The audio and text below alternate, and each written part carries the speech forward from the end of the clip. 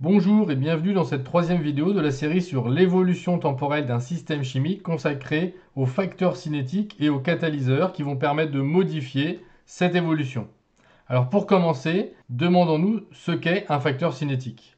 Alors c'est un paramètre de la transformation qui va modifier sa durée ou sa vitesse sans en modifier le mécanisme réactionnel. La partie mécanisme réactionnel sera vue un petit peu plus tard puisqu'elle n'est pas au programme de Mars. Pour étudier l'influence d'un catalyseur, on va rappeler qu'il ne faut faire varier qu'un seul paramètre tout en gardant les autres constants. Dans la suite, on prendra comme exemple la transformation entre les ions iodure I- et les ions peroxodisulfate S2O8-, dont voici l'équation qui nous montre bien qu'il y aura production de I2 de couleur brune, ce qui va nous permettre de bien visualiser l'évolution. Regardons les deux principaux facteurs cinétiques en commençant par la concentration des réactifs. Dans l'exemple ici, on utilise à gauche une concentration 10 fois plus importante en ion iodure. On constate que la réaction est plus rapide lorsque la concentration est plus grande. C'est d'ailleurs le cas de la plupart des transformations, mais il existe quand même certaines qui se font plus vite à des températures plus basses. Il est également possible que la concentration d'un réactif n'ait aucune influence sur l'évolution de la transformation. Faisons quelques remarques. Tout d'abord, globalement, la concentration en réactif diminuant au cours de la réaction, eh bien, la vitesse diminue au cours de celle-ci. Deuxième chose, lorsque l'on cherche à accélérer une transformation, il est très courant de placer un des réactifs en excès. Évidemment, en général, on choisit le moins cher ou le moins toxique. Observons maintenant l'influence de la température du milieu réactionnel. Cette fois, on travaille avec les mêmes concentrations, mais à des températures différentes.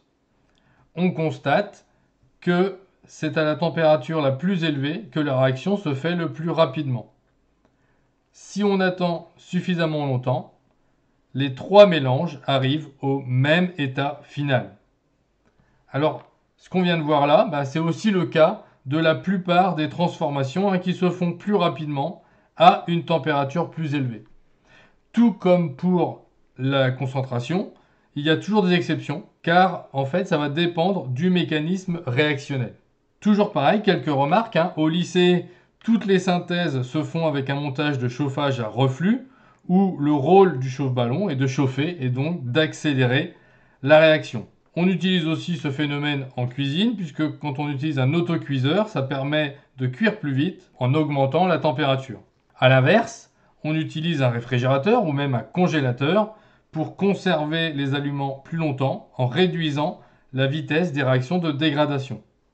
Enfin, on effectue une trempe pour stopper une réaction, comme ici par exemple sur la photo sur une forge, ou encore lors d'un suivi par titrage successif, comme on en a parlé dans la première vidéo. Pour stopper la réaction, en attendant le titrage, on va le plonger dans de la glace.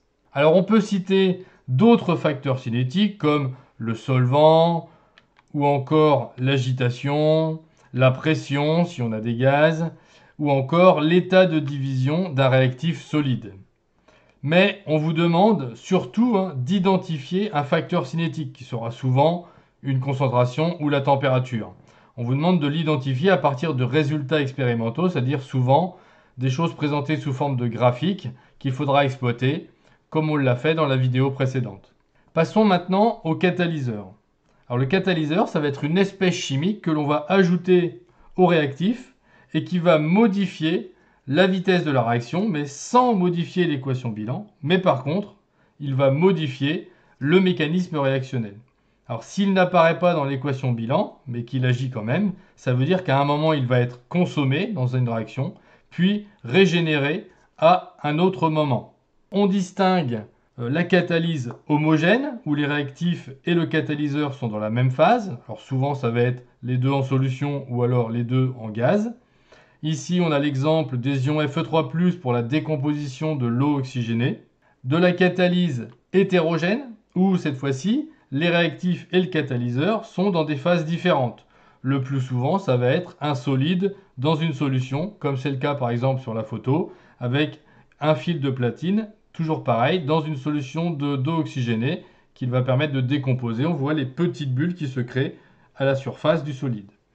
Un autre cas très courant, c'est le pot catalytique, qui va être donc un solide qui va agir sur les gaz d'échappement pour permettre de les transformer en des choses moins toxiques.